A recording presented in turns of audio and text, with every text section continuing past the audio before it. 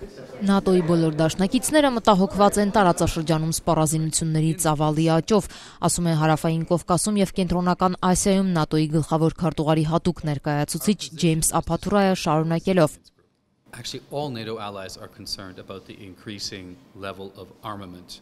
Բոլոր ՆԱՏՕ-ի դաշնակիցները փաստորեն մտահոգված են սպառազինությունների ծավալների աճով, including because it's accompanied by an increasing level of hostilities and political tension. Այդ թվում, որովհետև դրան զուգընթաց նաև քաղաքական լարումներն ու թշնամական գործողությունների դրսևորումներն են ավելանում. As you know, two NATO allies are also members of or co-chairs of the Minsk group. Դե գիտեք, որ ՆԱՏՕ-ի դաշնակիցներից երկուսը այդ համանախագահների կազմում ներառված են. And I think we can all see from the activities and statements of the Minsk group that they are committed to, like all NATO allies, a peaceful resolution of the situation.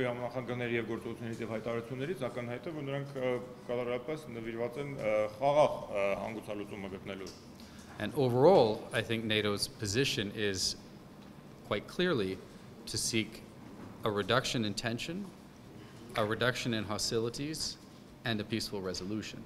Եվ ՆԱՏՕ-ի առհասարակ ընդհանուր քաղաքականությունն է ցանկալի է համարում նվազեցում լարման, նվազեցում թշնամական գործողությունների դրսևորումների եւ ընդհանրապես խաղաղ լուծում։ Ինչ վերաբերում է ապրիլյան պատերազմից հետո ստեղծված իրավիճակին, Ափաթուրային ասաց. I would say honestly there is a higher level of concern now.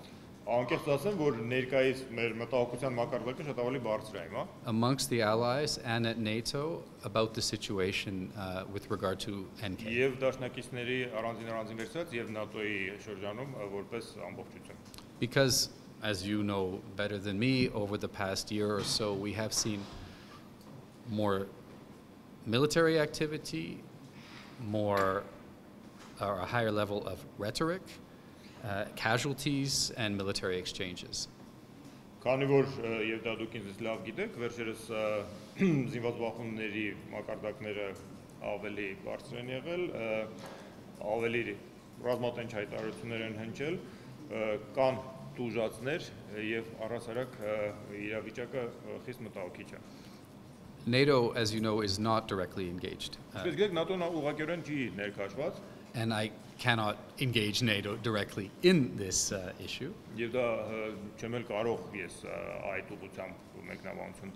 Our position is to support the OSCE Minsk group. And we would certainly welcome any steps made by the two countries or by the Minsk group that would help reduce tensions.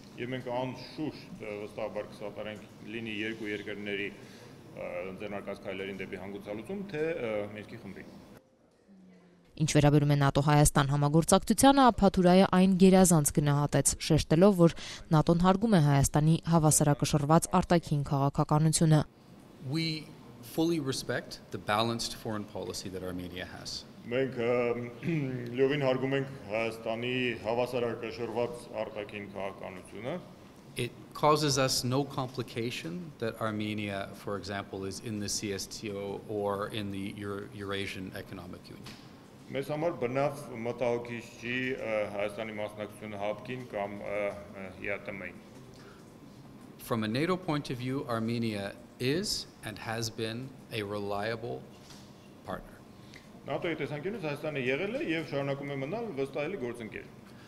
And we have all these areas of cooperation which we discussed. To be honest, I don't foresee dramatic leaps forward. Because I don't foresee that Armenia is also looking for dramatic leaps forward. We will continue with steady cooperation and practical improvements where that makes sense to both parties. Աշխատանքը բոլոր այն ուղղություններով, որտեղ դա ողջամիտ կհամարվի։